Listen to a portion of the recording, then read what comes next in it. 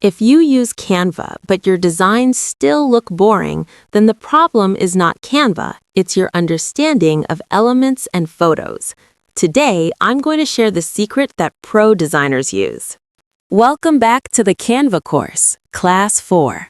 Today, we'll talk about Canva's most powerful tools, elements and photos. If you learn how to use these properly, your designs will instantly level up.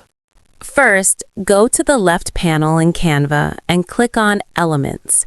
Here, you'll find many categories like shapes, animations, graphics, videos, audios, charts.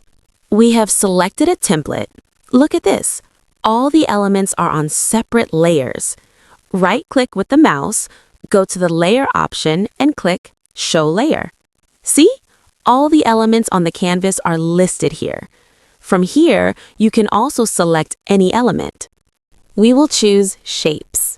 Now, select any shape from here and change its color. Take any shape and go to Edit. From here, you can change the shape.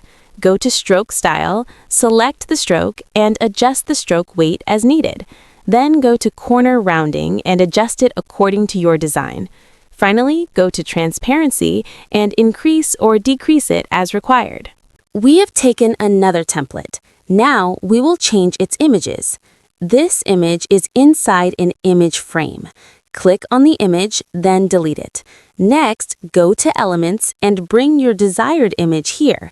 It will automatically fit into the frame. Do the same for the other images as well.